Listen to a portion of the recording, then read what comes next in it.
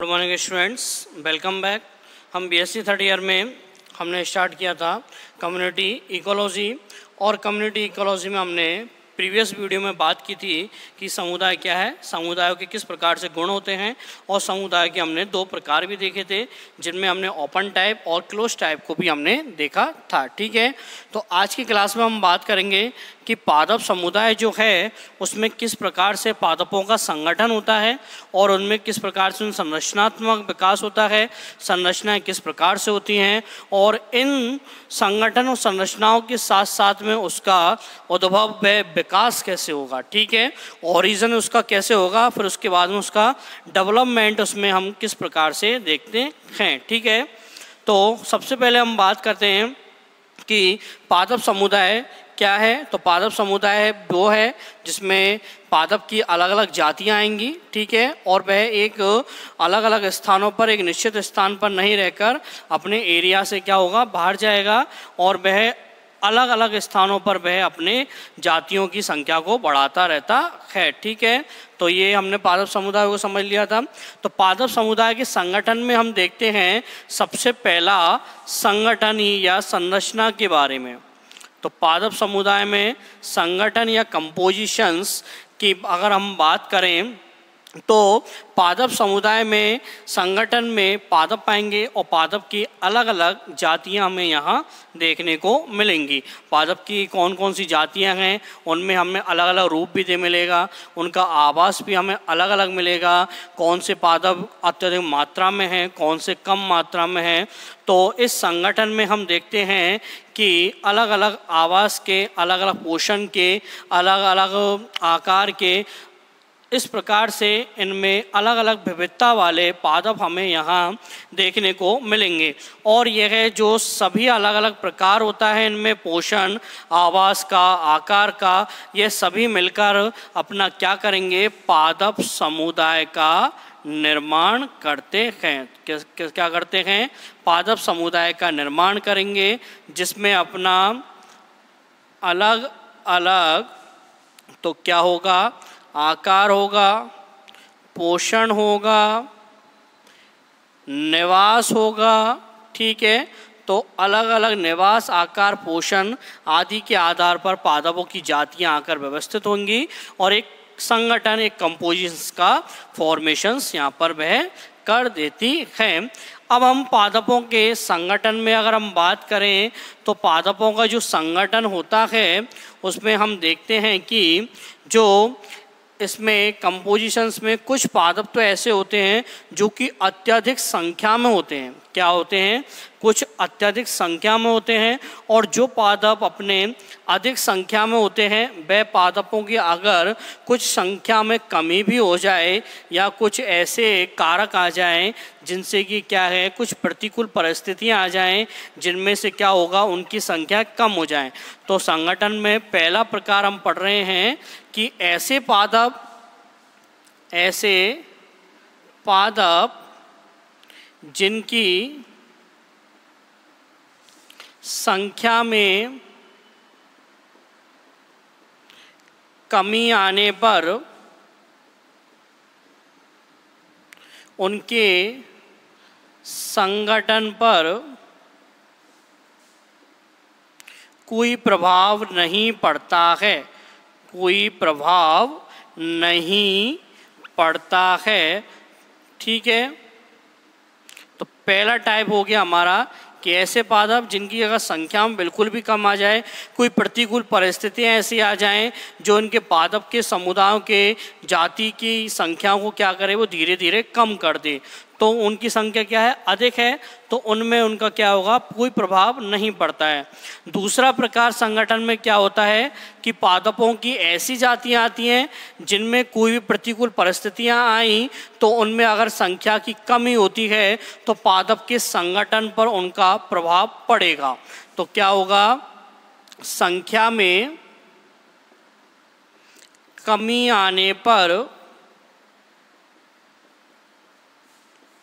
पादप समुदाय के संगठन पर प्रभाव पड़ेगा। ठीक है, तो पहला प्रकार हमने देखा जिसमें कोई भी प्रभाव नहीं पड़ रहा है, और दूसरा प्रकार वह है जिसमें कि पादपों की अगर संख्या में हम कमी कर दें, कोई कुछ वातावरणीय कारक भी उनमें संख्या में कमी कर दे, तो वह क्या करेंगे, पादप के समुदाय में, उनके संगठन में, कंपोजिशंस में क्या होगा, उनमें बहुत प्रभाव पड़ेगा। ठीक है, तो इस प्रकार से हमारा पादपों की संख्या के आधार पर हमने ये दो प्रकार पढ़े, जिनमें कि कोई प्रभाव नहीं पड़ रहा है संगठन पर, और दूसरा होता है जिनमें संगठन पर प्रभाव पड़ता है। ठीक है, तो इस प्रकार से जब पादप समुदाय में अलग अलग जाति के लोग आते हैं, तो अलग अलग जाति के लोग, कई जाति के लोग ऐसे होते हैं पादपों में जो अपने आकार व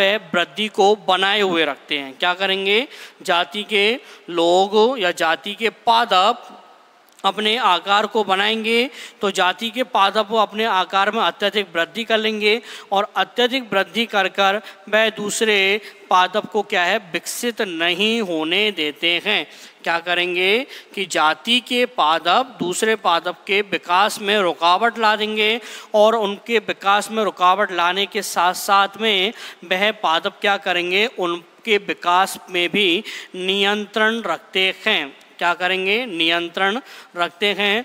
तो पादपों में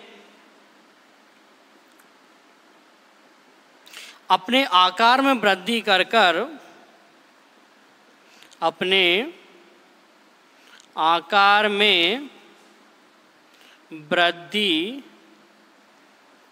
कर कर या करके वह दूसरे पादप जाति के विकास पर नियंत्रण, क्या दूसरे पादप जाति के विकास पर नियंत्रण रखते हैं। उस पादप को या उस पादप जाति को क्या बोलते हैं हम, प्रभावी पादप जाति। क्या बोलेंगे हम उसको, प्रभावी पादप जाति, क्योंकि वह प्रभावी है, अपने आकार में वृद्धि कर रही है, और दूसरे पादप जाति के विकास को वो क्या कर रही है, नियंत्रित कर रही है। मतलब उसके अनुसार ही वह धीरे धीरे विकसित हो रहा है, धीरे धीरे उसमें विकास अपना चल रहा है। तो एक जाति के पादप के द्वारा दूसरी जाति के पादप के सदस्य पर, पादपों पर क्या किया है, उसने कंट्रोल किया है, और कंट्रोल कर कर वो उसके संगठन को, पादप समुदाय के संगठन को बना रहा है। ठीक है, तो इस प्रकार से उसमें प्रभावी जाति हमें देखने को मिलती है, और पादपों में यह गुण अपना प्रभाविता का गुण कहलाता है। किसका गुण कहलाएगा ये, प्रभाविता का, या प्रभावी गुण हमें देखने को मिलता है। तो पादपों में यह प्रभावी गुण है कि एक जाति के पादपों के द्वारा दूसरे पादप जाति के लोगों को नियंत्रण में रखना। ठीक है, अब जब यह प्रभावी गुण पादपों में क्या होता है कि यह एक जाति के लोगों के द्वारा भी हो सकता है। क्या होगा कि जो प्रभावी पादप जाति है, वह जाति या तो एक भी हो सकती है या एक से अधिक भी हो सकती है। ठीक है, तो प्रभावी जाति में जातियों की संख्या एक भी हो सकती है, और वह जातियों की संख्या हमारी अधिक भी हो सकती है। यदि पादपों में एक जाति के लोगों के द्वारा क्या होगा, पादपों में एक ही जाति के लोगों के द्वारा दूसरे पादप जाति के लोगों पर नियंत्रण करेगा, तो उसको हम बोलते हैं सहसंग। क्या एक ही जाति के लोगों के द्वारा कंट्रोल हुआ है, तो उसको हम बोलते हैं सहसंग, कॉन्स्टिट्यूशंस। क्या बोलेंगे इसको, सहसंग या कॉन्स्टिट्यूशन, कॉन्स्टिट्यूशन। ठीक है, तो इसको हम क्या नाम देंगे, कॉन्स्टिट्यूशन। और जब प्रभावी पादप जाति में एक से अधिक पादप जातियां आएंगी, तो उसको हम नाम देंगे सहसंग। उसको हम क्या नाम देंगे, सहसंग। तो सहसंग होता है हमारा एसोसिएशन। क्या होता है हमारा, एसोसिएशन। ठीक है, सहसंग या एसोसिएशन। और जिसमें एक ही जाति के लोग उसमें कंट्रोल कर रहे हैं उसको बोलेंगे हम सहसंघ कॉन्स्टिट्यूशंस। ठीक है, तो इस प्रकार से हमारा सहसंघ और सहसंघ कॉन्स्टिट्यूशंस और एसोसिएशंस हमें पादप समुदाय में, प्लांट कम्युनिटी में, हमारे संगठन स्तर में हमें देखने को मिलता है। जिसमें क्या होगा कि हम अगर पादपों की संख्या में कमी कर दें तो उसका अगर प्रभाव नहीं पड़ेगा। दूसरा प्रभाव उसमें होता है कि संख्या में अगर कमी कर दें तो पादप समुदाय में हमारा क्या होगा, कुछ प्रभाव पड़ता है। पादप समुदाय हमारा कुछ टूटा हुआ लगता है, जिसमें क्या होगा, हमारे पोषण के चक्र, अपने कई जैव मंडल की प्रक्रियाएं उसमें बाधित हो जाती हैं। ठीक है, तो दूसरा प्रकार हमने सहसंघ और सहसंघ कॉन्स्टिट्यूशंस और किसका देखा था, एसोसिएशंस का। ठीक है, तो इस प्रकार से पादप समुदाय में क्या हो गया, यह संगठन का गुण हमें देखने को मिलता है।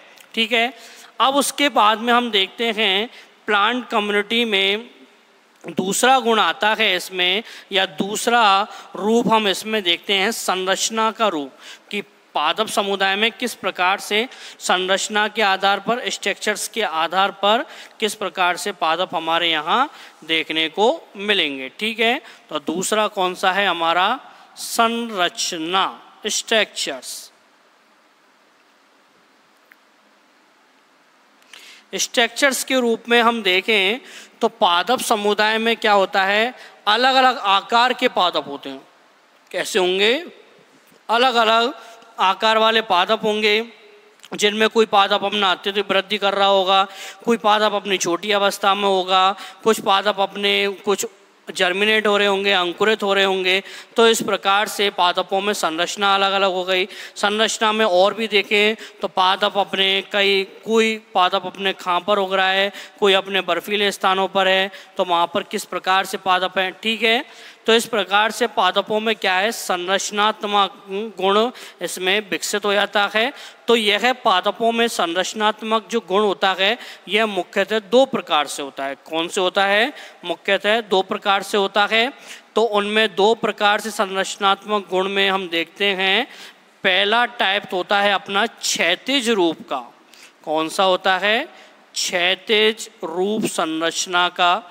और दूसरा प्रकार होता है हमारा ऊर्ध्वाधर प्रकार का। कैसा, ऊर्ध्वाधर रूप का, ऊर्ध्वाधर रूप। तो पादप समुदाय में संरचना या स्ट्रक्चर्स में हमें दो प्रकार मिलते हैं, क्षैतिज और ऊर्ध्वाधर रूप। ठीक है, तो हम सबसे पहले बात करते हैं अपने क्षैतिज रूप की। तो क्षैतिज रूप में हम सबसे पहले देखते हैं कि इस प्रकार के रूप में पादपों में एक समान आकार के पाए जाने वाले पादप हमें यहाँ देखने को मिलेंगे। किसमें, क्षैतिज रूप में। तो क्षैतिज रूप में हमें क्या होगा, एक ही आकार के पादप हमें यहाँ मिलेंगे, जिनमें क्या होगा कि एक ही आवास में रहेंगे। वो एक ही आवास में रहते हुए उनमें आकार में क्या होगी, विविधता आ जाती है। तो एक ही स्थान पर रहते हुए उनके आकार में समानता ही हमारी क्या कहलाती है, क्षैतिज रूप। ठीक है, तो एक ही स्थान पर रहते हुए उनके आकार में जो समानता होती है वह हमारा क्षैतिज रूप के संरचना में हमें देखने को मिलता है। हम जैसे देखते हैं कि कोई मरुस्थलीय स्थान है, उसमें सामान्य प्रकार के ही वृद्धि करने वाले पादप पाए जाते हैं, जिनमें कि हमारा 5 से 6 मीटर उनकी लंबाई होती है। तो इसी प्रकार से पूरे मरुस्थलीय एरिया में हमें इस प्रकार की लंबाई आकार वाले पादप हमें देखने को मिलते हैं। तो वह मरुस्थलीय स्थानों में मरुस्थलीय पादप समुदाय के संरचना में भाग ले रहा है। क्या, मरुस्थल की अगर हम बात करें और तो मरुस्थल में हम जाएं तो वहाँ का जो समुदाय होगा वह कौन सा होगा, मरुस्थल पादप समुदाय। मरुस्थल के पादपों की हम बात करते हैं तो उसमें मरुस्थल पादप समुदाय होंगे। और मरुस्थलीय पादपों को जब हम उनके संरचना के रूप में देख रहे हैं तो संरचना के रूप में देखते हुए क्या होगा, एक ही स्थान पर वो रह रहे हैं, आवास उनका सेम है, मरुस्थल है, और उनके आकार में क्या है, समानता है। क्या है, समानता है, एक ही प्रकार से है, एक ही लक्षण वाले वह पाए जाते हैं। तो इस प्रकार से पहला रूप हमें क्षैतिज रूप समानता के आधार पर दिखाई देता है। आप और भी इसको एग्जाम्पल देख सकते हो अपने बर्फीले स्थानों पर, जिसमें अपने लंबे लंबे अपने बड़े बड़े आकार वाले पादप पाए जाते हैं जिनमें एक समानता होती है। ठीक है, तो उसमें क्या है, एक अत्यधिक लंबाई वृद्धि करते हुए सभी पादप वहाँ हमें देखने को मिलते हैं। अपना जो निवास है वहाँ पर कैसा है, सेम है, समान है, बर्फीला स्थान है। ठीक है, तो पहला अपना क्षैतिज रूप हमें आकार में समानता को दिखाता है। ठीक है, दूसरा जो रूप होता है हमारा ऊर्ध्वाधर रूप हमें कहलाता है। कौन सा रूप, ऊर्ध्वाधर रूप। और यह ऊर्ध्वाधर रूप जो होता है अपने आकार में विविधता को ला देता है। क्या करेगा, ये आकार में विविधता प्रदर्शित करता है। क्या करेगा, ये आकार में विविधता को प्रदर्शित करेगा। अब इस संरचना में क्या होगा, पादप में अलग अलग आकार वाले पादप आते हैं जिनमें क्या होगा, अपने शैवाल होंगे, कुछ मॉसेस होंगे, लाइकेंस होंगे, अपने कवक होंगे, अपने कुछ शैवाल होंगे। ठीक है, तो इस प्रकार से जब पादप समुदाय में अलग अलग पादप होंगे तो उनमें हमें एल्गी, कुछ फंजाई, कुछ अपने मॉसेस, ठीक है, ब्रायोफाइट्स प्लांट, कुछ हमारे माइकोराइजास देखने को मिलेंगे, और उसके बाद में कुछ हमें लाइकेन भी देखने को मिलते हैं। अगर हम इन सभी में अगर हम आकार की बात करें तो ये आकार में छोटे होते हैं, और पादप समुदाय में जब और बड़े पादप होंगे जिनमें कि हमारे जिम्नोस्पर्म प्लांट, जिम्नोस्पर्म के बाद में हमारे एंजियोस्पर्म प्लांट, इन दोनों जिम्नो और एंजियोस्पर्म प्लांट से अगर इसकी तुलना की जाए तो इनकी तुलना में अपने एल्गी, फंजाई और ये माइकोराइजा सभी कैसे होते हैं, छोटे पादप होते हैं, उनमें आकार भी छोटा होता है। ठीक है, और उनमें निवास भी कैसा होता है, अलग अलग प्रकार का होता है। तो ऊर्ध्वाधर रूप में आकार में विविधता प्रदर्शित करता है, साथ साथ में ये स्थान को भी अपना बदलता है। ठीक है, स्थान को भी नहीं बदलेगा, स्थान को अगर सेम भी रखेगा तो मेन गुण उसमें आता है अपना आकार में विविधता वाला। ठीक है, समुदाय की संरचना में हमें क्या आकार में विविधता हमें यहाँ ऊर्ध्वाधर रूप में देखने को मिलती है। ठीक है, क्या मिलेगी, ऊर्ध्वाधर रूप में देखने को मिलेगी। इस प्रकार से हमारा क्या है, जब क्या होता है, ऊर्ध्वाधर रूप में एक स्त्रीकरण का हमें रूप देखने को मिलता है। कौन सा, स्त्रीकरण का, जिसमें क्या होगा, एक ही सतह पर अपने अलग अलग आकार के जीव हमें यहाँ, पादप हमें यहाँ देखने को मिल रहे हैं। ठीक है, तो इस प्रकार से हमारे पादप समुदाय में संगठन हो गया और संरचना भी हमें यहाँ देखने को मिलती है। ठीक है, अब उसके बाद में हम बात करते हैं किसकी, जब पादप समुदाय में संगठन हो गया, संरचनात्मक इसको हमने विकास को देख लिया, तो संरचनात्मक विकास के बाद में इसमें हम देखते हैं कि ओरिजिन इसका कहाँ से हुआ है। क्या ओरिजिन की हम बात करें, इसमें हम उसके विकास को देखें और विकास के बाद में हम इसके किस प्रकार से इसमें डेवलपमेंट और होता है। ठीक है, तो उद्भव और विकास को, ओरिजिन और डेवलपमेंट को हम देखते हैं इसमें। फिर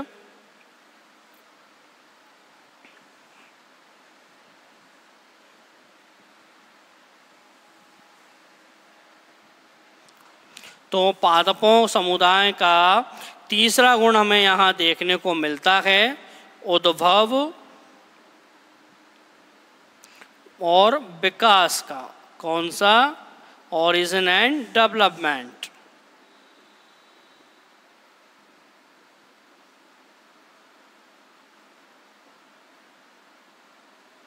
ठीक है।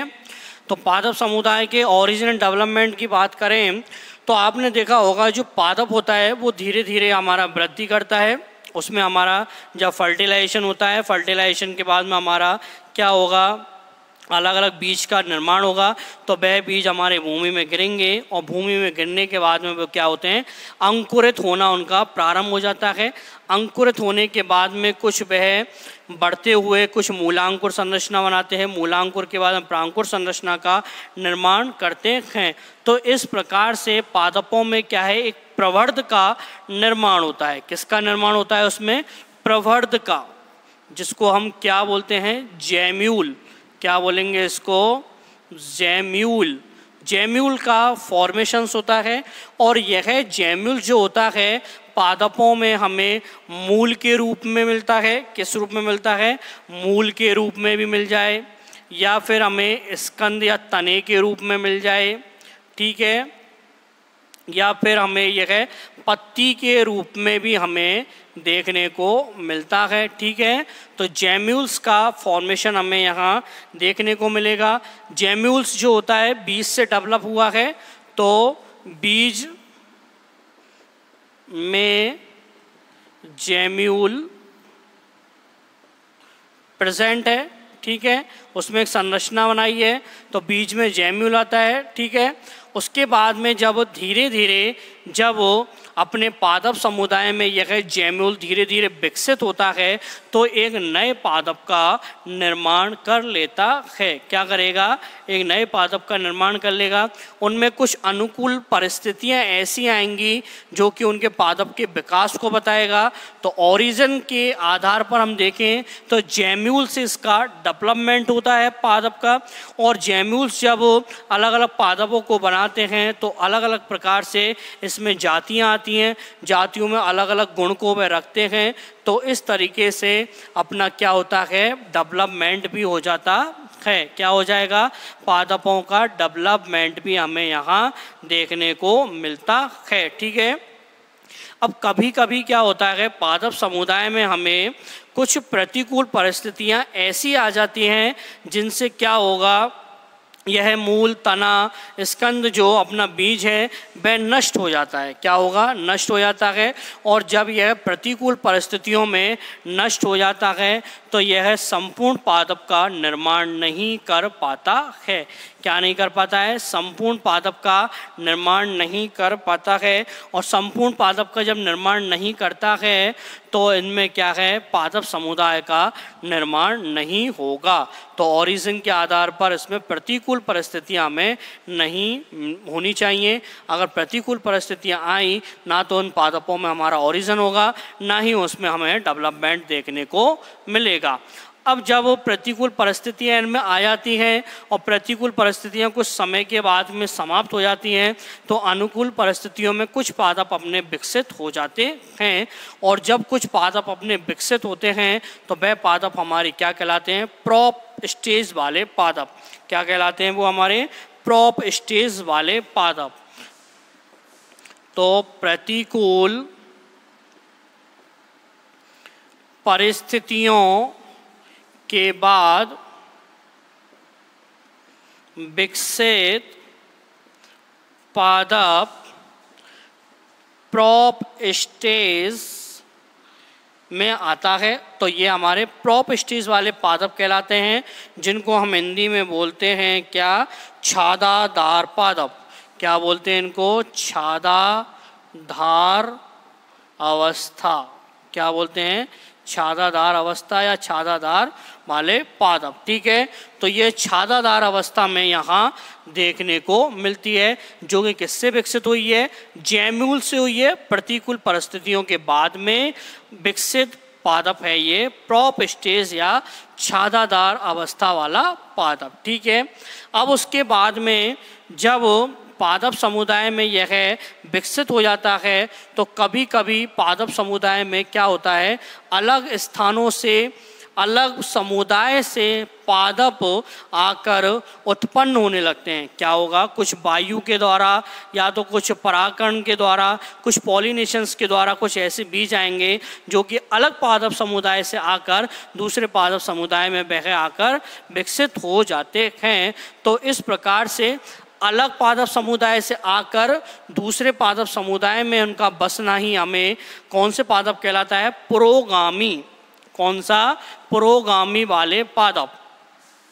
तो पुरोगामी पादप जिनको हम बोलते हैं पाइनोनियर्स। क्या बोलते हैं हम इसको? पाइनोनियर। ठीक है, पाइनोनियर्स कहलाते हैं। तो ये क्या होंगे? अलग पादप समुदाय से आकर विकसित होते हैं। ठीक है, अलग पादप समुदाय से आकर विकसित होते हैं, तो वो हमें कहलाते हैं पुरोगामी पादप।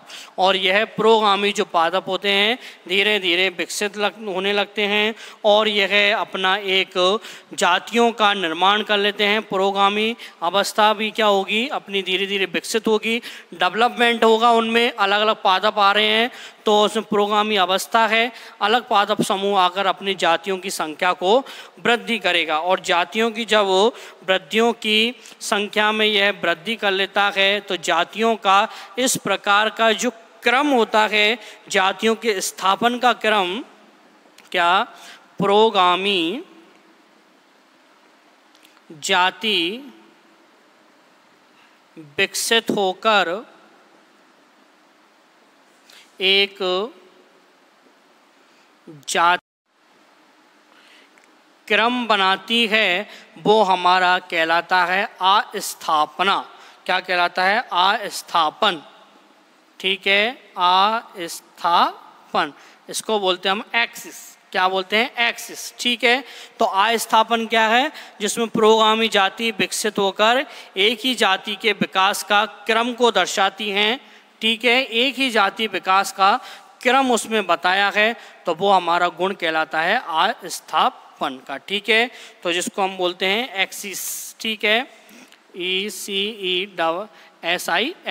क्या? ECESIS, अस्थापन का गुण हमें यहाँ देखने को मिलता है। और अस्थापन किससे हुआ है? हमारा पुरोगामी जाति से, जो कि हमारे पायोनियर्स जाति थी, दूसरे समुदाय से आई है, उसमें ही यह गुण हमें देखने को मिलता है। ठीक है, अब हम बात करते हैं जब दूसरी जाति या पुरोगामी जाति के लोग हमें दूसरी जाति के लोगों में देखने को मिलते हैं, तो अब क्या होता है? धीरे धीरे जाति का विकास हुआ है, अस्थापन हुआ है, उसने भी अपनी जाति को विकसित किया है।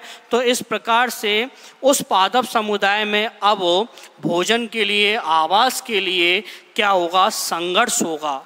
क्या होगा? संघर्ष होगा। उसमें एक कंपटीशंस की भावना आ जाएगी। वह जाति चाहेगी कि मैं वृद्धि करूं और दूसरी जाति चाहेगी कि मैं अपना वृद्धि करके निवास करूं।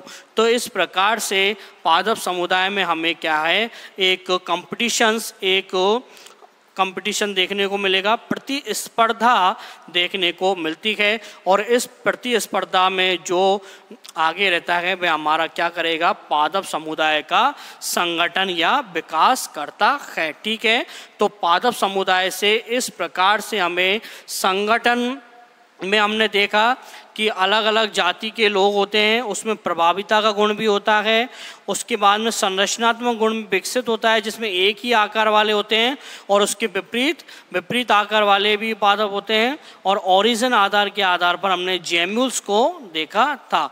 तो इस प्रकार से पादप समुदाय का संगठन, संरचना और उद्भव व विकास हो जाता है। ठीक है, अपने पायनियर जाति दूसरे समुदाय में आकर संघर्ष को, प्रतिस्पर्धा को बढ़ा देती है। ठीक है, तो आज की क्लास में इतना ही। अब हम इसके बाद में पढ़ेंगे पादप समुदाय का विश्लेषणात्मक अध्ययन, किस प्रकार से उसका विश्लेषणात्मक अध्ययन करेंगे। ठीक है, तो आज की क्लास में इतना ही। धन्यवाद, थैंक यू।